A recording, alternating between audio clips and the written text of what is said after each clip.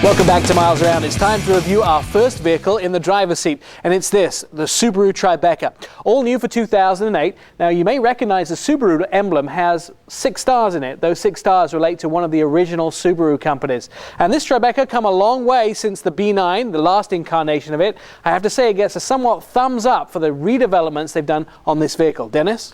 You know, there was 3 things that were wrong with the original B9. It was overweight, it was underpowered, and the front end, well, for me, wasn't the most attractive vehicle out there. They've addressed all 3 of those issues. New front end, lighter weight, and more power. Now we'll take a look at the inside, which is very functional and has some nice upgrades for 2008. And of course, we'll take a look at the front end. Thank goodness they finally changed that. More power, you know, that makes me happy, but let's take a look under the hood right now.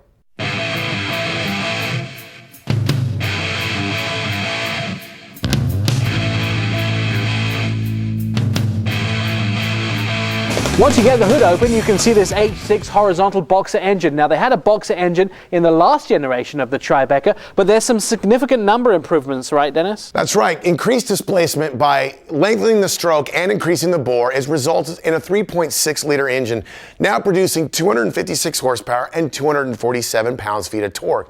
More importantly is the fact that it's more usable torque. It actually has almost all of that torque available as low as 1,200 RPMs, which, with a slightly heavy vehicle, this thing tips the scales a little over 4,000 pounds, is always helpful. It can tow a small trailer if it need be, but it's more about the luxurious ride associated with the weight, and then of course the safety with the all-wheel drive system. Now that's what Subaru is really all about, is their asymmetrical all-wheel drive system. You've heard them taunt it. There really is no reason to go into it in an elaborate, over-detailed way. Really, it comes down to this. It plants this Subaru on the road as well as any other Subaru before it. Really, it's one of the strong suits of this new Tribeca. It handles like any other Subaru is expected to, secure and feels as if it's stuck to the road.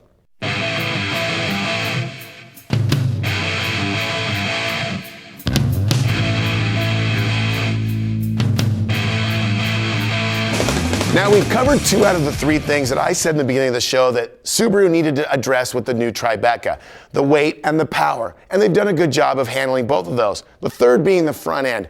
The original styling of the B9 Tribeca was, for me, not exactly something that I thought was attractive. Now, they've addressed that because I think not only the press like us, but the consumers have reached out to Subaru and said, we like the vehicle, you just need to give us a little bit more when it comes to styling. I think Subaru's delivered. Now, it's still a little bit vanilla for me, but it's certainly a step forward. Now, they've actually brought that into the front. Nice rounded headlights that bring the marker lights into the front fender, and it kind of flows through the car. The nose of the previous car used to kind of look blocky and disconnected from the rest of the styling. Now they've taken the nose of this car and let it flow through the rest of the car. Nick?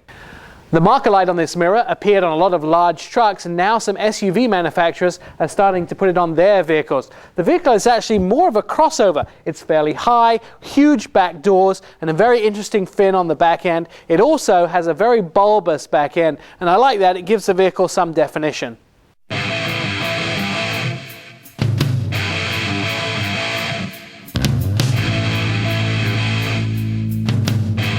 Before we take a dive into the interior for electronics and some of the amenities, we're going to talk about ingress and egress. Now, that's a fancy way of saying how easy is it to get in and out of a vehicle. Now, people upgrading from, say, an Outback or a Forester are going to be pleasantly surprised.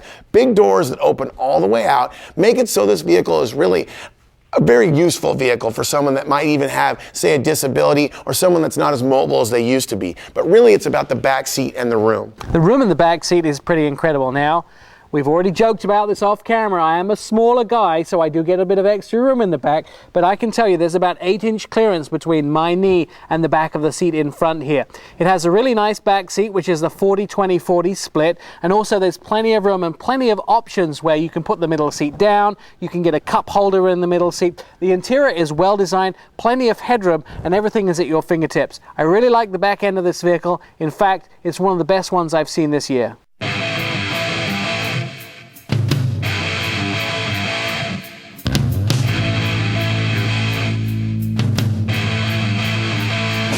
Well, we're in the driver's seat, and really When you're talking about the new Tribeca, it's all about space. Now, I'm about 6'2" and about 250 pounds, and I have this feeling of space that goes throughout the vehicle. The dash and everything is pushed back, the controls are pushed away from you, but yet readily accessible from where you are in the driver's position. Now, everything is set up to be right at hand, and it has plenty of cubbies for your goodies as far as, maybe lip balm or maybe your extra MP3 player, but really it's about the comfort and size in this vehicle. I will give one thing to Subaru. They've made this vehicle a compliment and a perfect upgrade for someone that might think some of their other vehicles are a little bit cramped.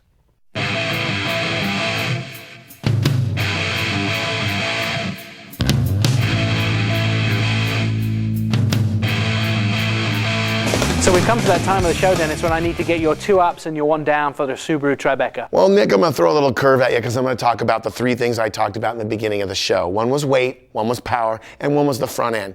Subaru's done a fabulous job of addressing all 3. Now weighs less, makes more power, and the front end, though still a little vanilla, is seriously a step forward in design. Now, for my down, it's going to be, I don't understand where this car fits in their lineup. You have an Impreza buyer maybe upgrading to a Forester, maybe that Forester buyer upgrading to an Outback LL Bean. I just don't see where this car fits in their lineup. Now, sales have been strong, so hey, who am I to say? Now, let me tell you about my 2 ups of this vehicle. First of all, the transformation, going from the B9 Tribeca, the previous model of this vehicle. It's almost like a caterpillar to a butterfly. It's such a huge change, and I really think that's a positive for Subaru. The interior space is my number 2. It feels bigger on the inside than it looks on the outside, and I'm very impressed with how much space you have on the interior of the vehicle. My downside for this vehicle is the gas mileage. I would like to see it a little bit higher. I think it might have something to do with the all-wheel drive. That's not a big factor in it, but in this time of gas saving, I would like to try and get more miles per gallon than I got as tested in this vehicle. I think that's a good point.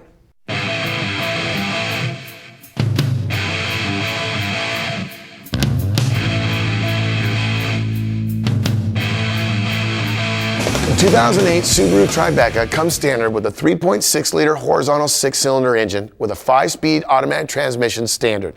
The base price is a projected $30,150 with an as-tested price not released at review date.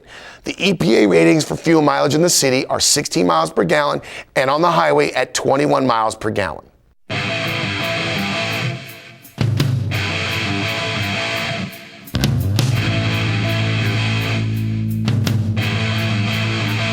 Here are the guys that make miles around possible. The Russ Auto Group, Baxter Auto Parts, Northside Ford, Ray Reese Dealerships, 4 Wheel Parts Performance Center, Grand Prix Imports, and J. Lee's Auto Group. Thanks, guys.